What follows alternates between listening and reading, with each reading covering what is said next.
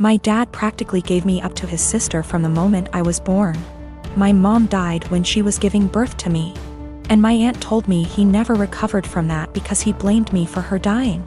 It hurt a lot as a kid that at family events he would ignore my existence. When I was a little older, he got more vocal about me killing her, and he can't stand to look at my face. You can imagine the amount of therapy that put me in. I used to go to church crying because I was scared about going to hell for doing that to my mom. That's how much his words me up. But the shitty part was that I never stopped trying to be accepted by him. After my high school graduation, he told me to never bother him again since he legally has no obligation to me anymore, since he was sending my aunt money to take care of me. Around that time is when I finally started accepting that reality, so from there we moved on with our lives. My aunt doesn't talk to me about him.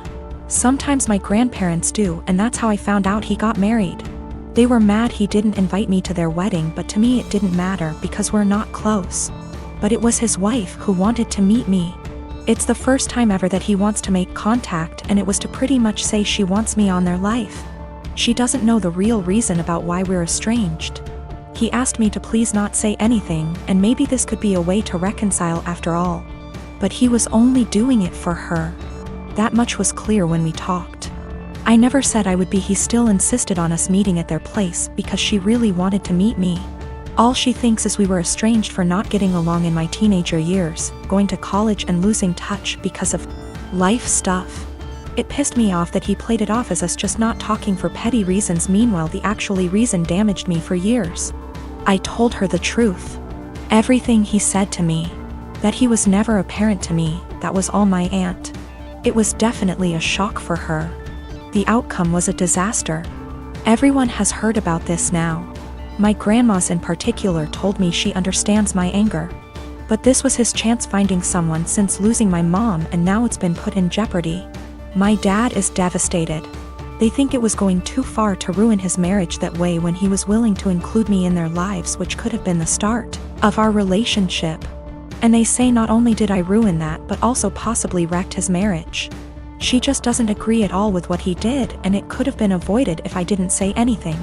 For me, it was hard not to tell the truth after the lies made it seem like it was nothing serious.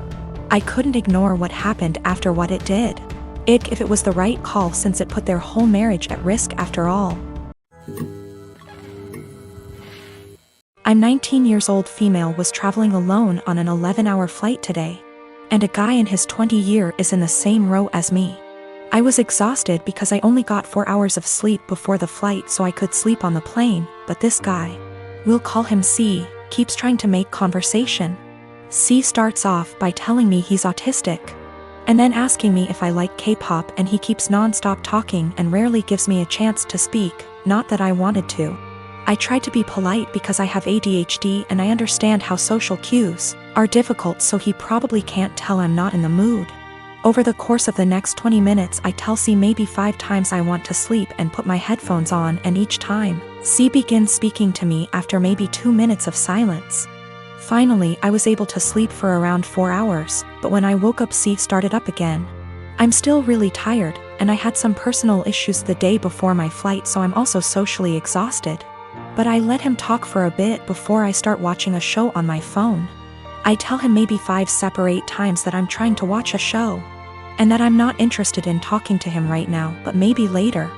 C still keeps trying to talk to me, and when I snap a bit and tell him I'm getting a bit annoyed, he goes into a full-on self-hating, "I'm so sorry, I'm horrible, God, I'm just gonna shut up now" rant. And I feel bad because I should have been nicer to him, and I can understand emotions being too strong and spiraling. I tell C that it's okay, and I just want some time to myself as I'm not the chattiest person, but maybe later we can talk. I put my headphones on and watched my show, but C kept trying to speak to me, but this time I ignored him.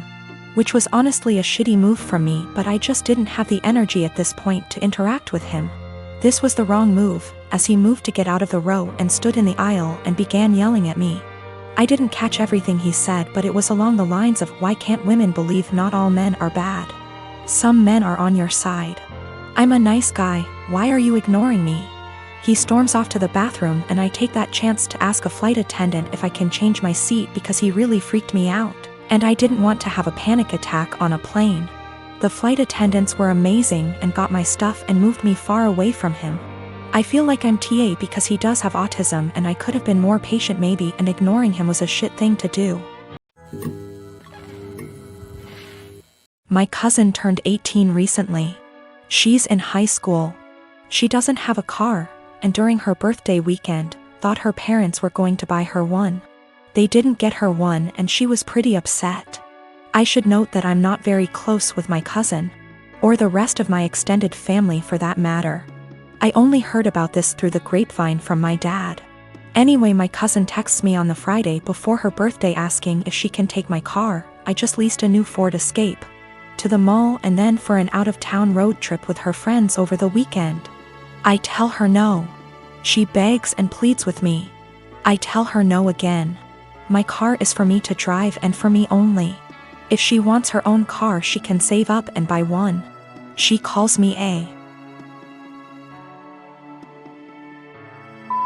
and says that I ruined her birthday and that she's embarrassed because her friends think she got a car for her birthday and she doesn't have one. I don't respond to her and think nothing of it. The weekend comes and I sleep in very late on that Saturday, waking up at 1 p.m., don't judge. Even though my car is parked in my driveway and my gate is closed, I come to realize that someone egged and TP'd my car. With many, many eggs and 5 to 6 rolls of TP. And since the weather was warm outside, the raw egg baked into my car, along with the dried up toilet paper, destroying the paint.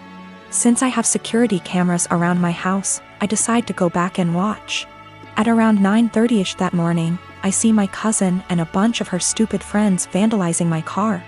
I'm surprised she didn't smash the windows and poke holes in the tires too. I press charges and my cousin is in legal trouble. Her and her parents are pissed off at me for pressing charges, her parents telling me that she's just a kid, and that she's been through a lot of emotional stress doing virtual schooling for this past year, and that I should take that into consideration, and that I should be ashamed of myself for pressing legal charges against my baby cousin.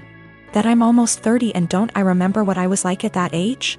I do remember, and I wasn't stupid enough to egg anyone's car. And can't she work something out with me, like doing chores around my house for money if I drop the charges, that she's young, that she doesn't need a felony on her record, etc., and that it was just a prank. Right after I pressed charges, my cousin was calling and texting me over and over saying that this could have been avoided had I let her take my car. I need to add that my cousin already has a felony on her record, a DUI. She's not remorseful of anything. Also, my aunt and uncle will not pay me for the damages. They just want me to drop the charges and pay for everything myself like nothing happened. Dan and I have been married for 3 years and 8 months ago welcomed our amazing son into the world. He was very planned and wanted, and motherhood had been transformative for me. I was able to take for 1/2 months maternity leave before going back to work. Without going into too many details, we both work white-collar jobs that require professional attire. A normal workday look for me is a skirt or pair of slacks, a silk blouse, pumps or boots depending on the weather, but always with a heel because I'm 5'0", maybe a blazer if I have a big meeting. Dan wears a suit almost every day. I also style my hair and do some makeup for work every day. This is what I wore before our son was born and what I continue to wear.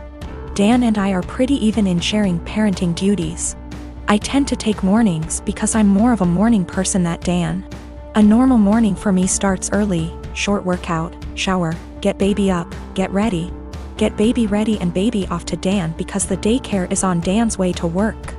I'm normally dressed at the tail end of this process, but I keep my robe on over my clothes in case my son wants to give my outfit something to remember him by on our way out the door. For the last month or so, Dan has been more irritable than normal in the morning. There have been side comments if he gets up and I'm drying my hair or getting dressed.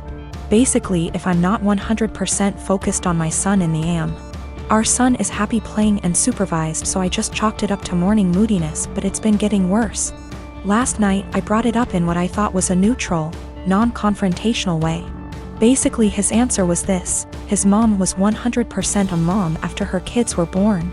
She gained a fair amount of weight after she had kids and never tried to lose it. She wore sweatpants every day and works a job where she wears a uniform, so if she wasn't in her work uniform she was in sweats and a t-shirt. She never did her hair or makeup. Her entire identity was being a mom, and she shared with me how hard it was to watch her kids start their own lives. Dan thinks I don't care about our son as much as he does since I worked on losing the baby weight and still put effort into my appearance. I feel like keeping this part of my identity actually helps me be a better mother. I love my son, but I'm still me and I still have the things I like to do. Dressing well my identity actually helps me be a better mother. I love my son, but I'm still me and I still have the things I like to do. Dressing well, blowing out my hair and doing my makeup are therapeutic to me. Now that being said, my son is my life, and if I knew that not doing those things but guarantee him a happy, healthy life, I would stop immediately. I told Dan that my son and I have our morning routine and he gets lots of time and attention before I go to the office. Dan said he wasn't looking to fight, but he just wanted me to think about my priorities and my time management.